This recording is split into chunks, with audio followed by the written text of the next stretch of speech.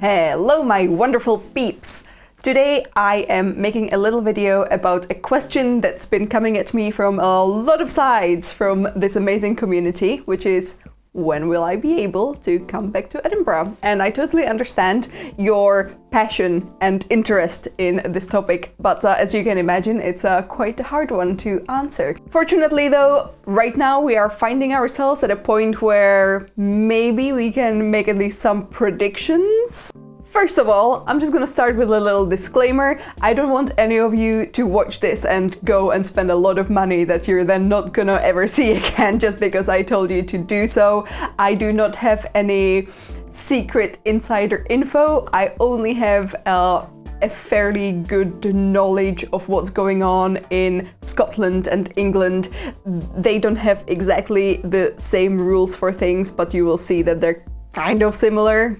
More on that later. So in this video, I'm just gonna give you some well-rounded, hopefully, set of information upon which you can make a decision yourself. Do not make you sit through this video if you don't want to. I'm gonna give you a TLDR.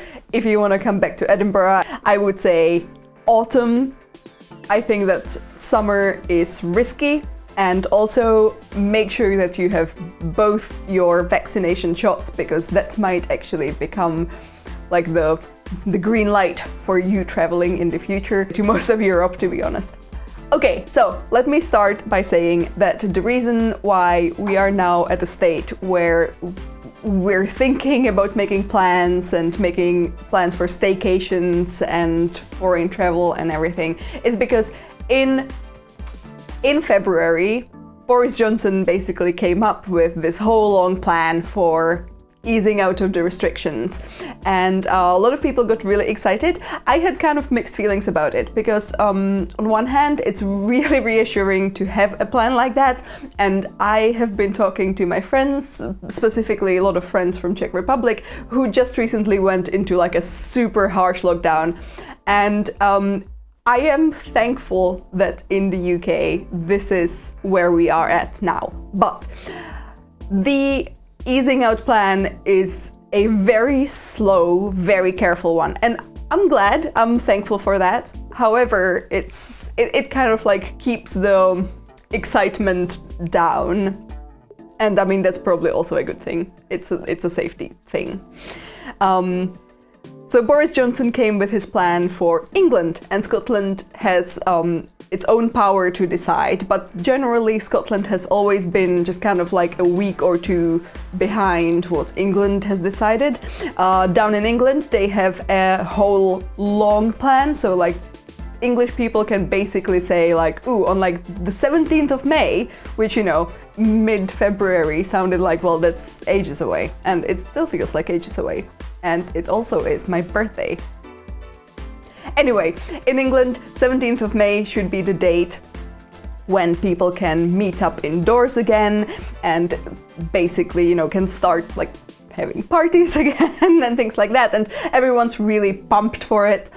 And I think that then there's another date in June, which kind of signifies the end of lockdown altogether-ish. And yeah, people are getting really psyched for it. Here in Scotland, we only really have 2 or 3 dates, one of which is now in March. Some pupils are going back to school, which I don't think is in any way important to any of you watching this. Then start of April, we should be kind of lifting the blanket lockdown rule, under which basically nobody is allowed to have any fun and everyone is under mega lockdown, and we're gonna go back into the tier system or the level system. So at that point, the different parts of Scotland will basically look at their numbers and they will decide okay, so we are level 3 or we are level 4, and kind of based on that, the specific areas of Scotland will readjust their rules, their local rules. And then at the end of April, which is the last date that we have right now from the Scottish government, we should finally be seeing non-essential shops reopen and gyms and restaurants and coffee shops. Yeah, so I think that that's probably, for Scottish people, that's like the most exciting date we have right now. And we haven't gotten anything beyond that yet. There are some caveats to it. With all of these dates, there are no guarantees, and it all very much depends on how our, infection rates are gonna turn out.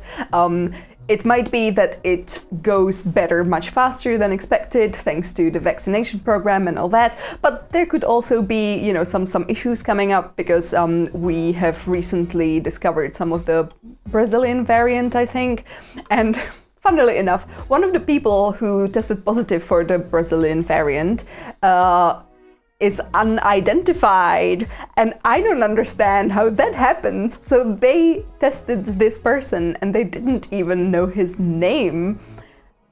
I don't know, I don't understand, but it's scary to me.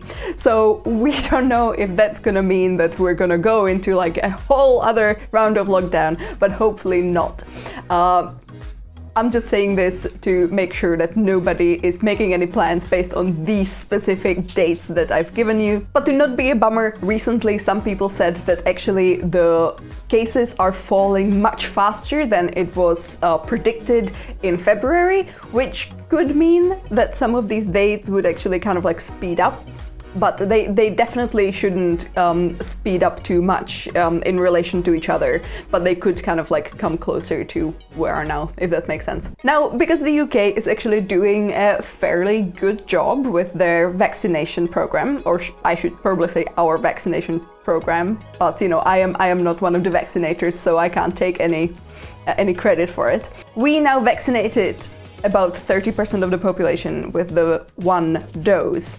Basically, in the UK, we have stuck to the strategy of giving the first dose to as many people as possible and then waiting, I think, 3 months to give most people their second dose, which I think is proving to be a good idea, and I do believe more nations should do this, because it means that perhaps we're gonna see that much sooner all these vaccinated people will actually be slowing down the rates of infections. But yeah, because UK is doing well, there are some countries in Europe who are kind of dependent on British tourism, who are thinking, okay, so let's figure something out for the summer. I think that it's specifically Spain, Portugal, and Cyprus who have already started negotiating with us about creating these green corridors. It's called the Green Corridor because I think it's based on the green passport, which is like the vaccination passport. So it means that basically as long as the British citizen has both of their vaccination doses,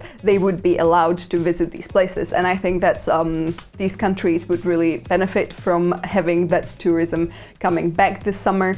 And I believe that it would be kind of a reciprocity system. So if these countries had this green corridor with the UK, then I think that it's logical to assume that people from Portugal and Spain and Cyprus would also be able to visit us. Now, what I think is a good thing is all the airlines that I've looked into, and also most of booking sites, do have a really good cancellation policy right now. So if you want to be an optimist and if you want to book something for the summer, give it a go. Check the policy, check all the small print, and book something for the summer and be prepared to cancel it. I've been there. In the past, 6 months, I've probably cancelled 4 or 5 trips. And I'm not saying that I was planning to go on a vacation, but I am in a situation where my passport is running out and I could really use a trip to Czech Republic to get a new passport because my settled status is based on it, and it's a whole bunch of issues that I need to fix and I am not happy about it. But I keep doing this. Basically, I always, in a bout of optimism, I book something and then I have to cancel it or move it. But because I had so much experience with this, I can tell you that it's fairly safe to do this, and most companies will be really helpful when it comes to rebooking things or canceling them, and it's, you know, you don't have to go through your insurance company or anything. One thing I will say though, the small print notes that I gave you in the start, I was in a bit of a situation with EasyJet, no, with Ryanair, same thing really. Yes, I had a booking with Ryanair and they cancelled it, and because they cancelled it, they basically told me to like rebook it for a different date, and I assumed that they would let me rebook it for maybe like 2 months later because COVID, right? Like it made sense. And then they made me pay like 100 quid for the rebooking fee, the change fee. And I was like, wait, but you said that there's a no change fee policy now because of COVID. And they said, well, yeah, but because we cancelled it, there's different rules. And then I never saw my 100 quid again. And sadly, I have to say that even the rebooking I made probably won't work out. Like I probably won't be using those flights either because, again, Czech Republic is doing horribly. Now, maybe last thing that I'm gonna put into this video is Fringe and the festival season. A lot of people are asking me about this because normally if you want to visit Edinburgh for the Fringe, it's pretty smart to plan that trip well in advance. I think so far most of the locals, whenever I tell them that Fringe hasn't been cancelled officially yet, they're like, oh really? I thought that like that's not gonna come through, that's not gonna happen. Most people are really like not expecting anything to happen. I think that there might be like a little bit of a Fringe this year, but like look, like I think that it's pretty logical. When you just heard me talk about all of these, you know, rules and the slow easing out of lockdown, and you can imagine that like checking all the performers who are usually coming from abroad, they're usually young as well, so they might not have the 2 doses of vaccination at that point yet. I mean, I can't imagine they will. Yeah, so I really think that the whole like international vibe of the Fringe is not doable, not even in 2021. So I guess that means that you don't have to feel bad if you feel like booking something for August is not safe. Yeah, book something for autumn instead. I think that autumn could really work. I think at that point most people in Britain will be vaccinated. They should be. I think that right now the official plan is to vaccinate everyone before like September, October. It's complicated because I think that the 3-month gap between the first dose and the second dose actually makes it kind of like, ooh, I could get my first vaccine in June, that's so early, and then you realize, oh, but the second one comes in autumn. So technically there will probably be a lot of countries where I won't be able to go until I get the second one. Yes, and that's a bit bummy, but we can do this, guys. We will travel safely. Don't come with any viruses and new variations, please. Don't take this video as me trying to make you come earlier than you should. I'm gonna try and link some of the articles that I worked with when I was preparing this video down in the doobly-doo. Most of it is from the BBC, so it should be accessible to all of you. I think that BBC doesn't have any like limitation on being accessible from abroad.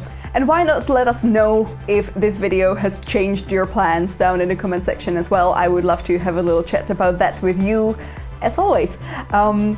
Okay, if you want to see more of Edinburgh, don't forget to follow this channel and follow me on Instagram on Kaki blog and Kaki bot for photos and illustrations, and I shall see you soon. You're the best. Thank you.